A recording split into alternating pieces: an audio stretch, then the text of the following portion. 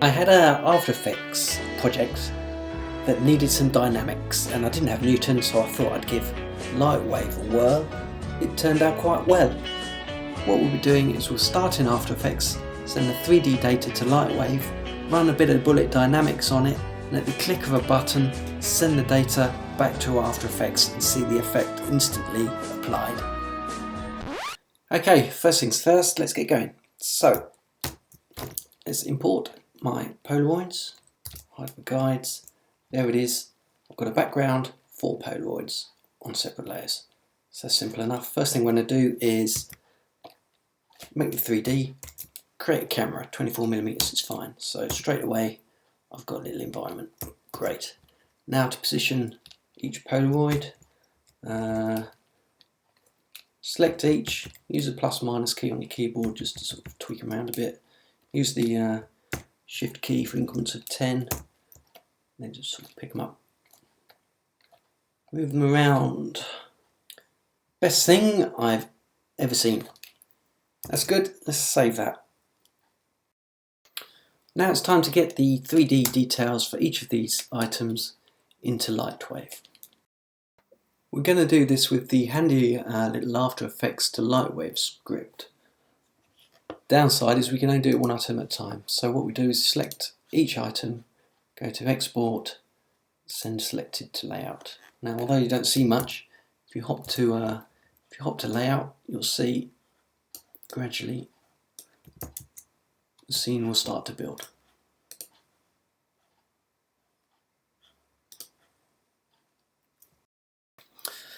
Okay, so each of those points have been sent through.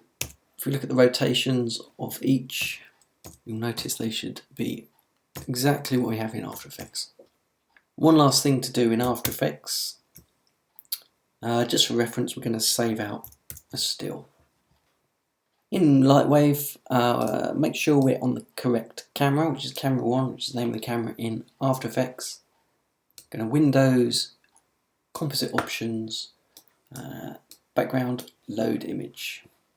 So we have a nice little null at the centre of each of those photos. Let's jump straight into the dynamics. What we need to do, select the 4 Polaroid nulls, rigid body, background, static body. Then what we're going to do is we're going to bring up the item properties, world, and we're going to draw collision shapes. There we go. While we're here, let's change a couple more settings. We're not going down the Y anymore, we're going down the Z. We will select the Polaroids. Because we're not working with geometry, we need surface, activation, activate on last key. What we're going to do now is use the scale values of each Polaroid, or rather each null, to determine the Polaroid's dimensions. So, for this we need enable dynamics active, so we can actually see the boxes. These boxes actually represent the sort of area we're dealing with. So, because we know that that one, and that one, and that one are similar sort of size, in fact, let's select them all. We can sort of scale them up. Go. And this one is slightly shorter. But they all need depth. For some reason the rotations won't calculate if it's all set to 0. So just a little bit of depth, so they've all got, you can see there, a little bit of volume. So similarly, the background, scale that up, 20, say 20. We'll keep the Z to 1, but, not that one, there you go. We'll move it back a little bit. So these fellas will actually rest on this line here. Okay, that's the basic setup there. So what we're going to do now is we're going to turn the enable dynamics off because we don't need the calculations. If we go to perspective view, what we're going to do is use a couple of keyframes to dictate the momentum of each Polaroid. So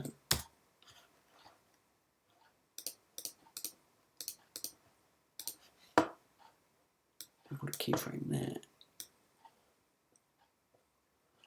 Let's move it back. In fact, move these a little bit behind the camera in case you've got a light and the shadows pop on or whatever. Now what we're going to do is quite simply enable dynamics and see what happens. And that's not bad for a starting point. Now you're at a stage where really you need to sort of play around and find some settings you're happy with. It's a good exercise in finding out what exactly each parameter does. And also I've found you get to a point sometimes where they start juddering around and don't really come to rest. Now what I've found is increasing this, the linear speed threshold, and reducing the deactivation time. It kind of comes to a stop, or it filters out a lot of the movement, a lot of that's really fine movement that you don't really need to see. A handy little tip while we're here is to create a dynamics folder at the top of the root of your LightWave project, because Bullet will automatically update its cache file into that, so you won't need to necessarily recalculate when you reopen a project. Okay, I've been playing around and I've got some settings that I'm reasonably happy with. I added some rotations and pitches to the start of each Polaroid's starting point, and that's where, if you go too far with it, the linear dampening parameter will help you out. So it's time to move into After Effects. Couple of approaches for this. Here's the easy one first. All I have to do is select the 4 nulls, Polaroids, whatever I've been calling them. Go to the In-Out tab, send to AE. Flick over to After Effects and everything with the same name. Have a look. Ooh, hello, it's got keyframes. So do a quick round preview. It should repeat exactly what's been going on in LightWave. Now you'll see parts where the Polaroid passes through the background. The best thing to do is just to move the background back a little bit. Scale it up a little bit just to, there you go, prevent that from happening. That was the first approach, is quick and easy, but there's another route which gives you slightly more flexibility, but it does require you to change a few names. So because we don't want the LightWave file names marrying up with the After Effects file names, so what we're going to do is we're going to change these here: P1, P2, P3, P4. Great. Okay, so now we pop over to LightWave with the same Polaroids or nulls selected. We're going to again send it through to AE. That's done its stuff. So if we now go to AE, if we now go to After Effects, because it couldn't marry up the file names, it's created 4 nulls. So if we, you can see exactly what's going on there just by pressing the spacebar. So null, null, null. Now each name should marry up with each Polaroid. Lovely. Polaroid 3, which marries that one. Polaroid 4 marries up with that one. Great. Now to marry up with exactly what we've got in LightWave, what we're going to do is we're going to go to the last frame, because that's basically the resting point, and then we're going to parent each of our Polaroids to the Polaroid nulls from LightWave. The best way to do that is select your Polaroids in After Effects, finger on the Shift key, parent to the equivalent LightWave null, effectively, and it should just jump into place in 3D space.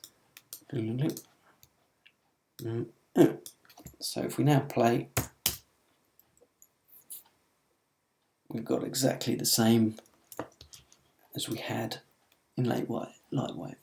They might have to still, it's because I undid that earlier, so knock that back a bit.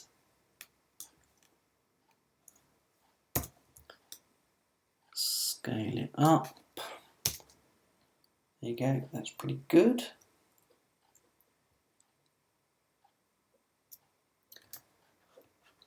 This has the added bonus of giving you the ability to add secondary animation.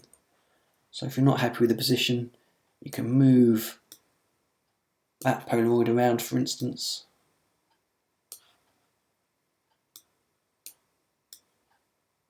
Like you want it down there, for instance, and it won't actually affect LightWave movement. So you can add extra position, rotation, whatever you like, really. Let's undo that for a second.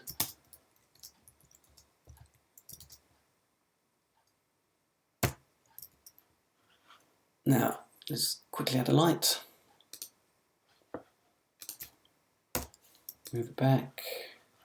A bit more. Go 100. Cast a shadow. There you go, lovely. Move that around until you're happy with it. Perhaps doesn't need to do diffuse, a bit darker. No. Who knows?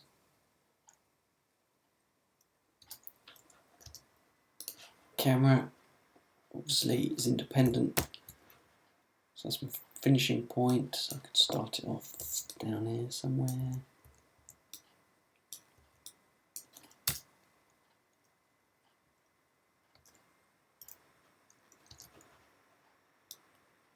It's like the Polaroid is covering up that light totally, isn't it?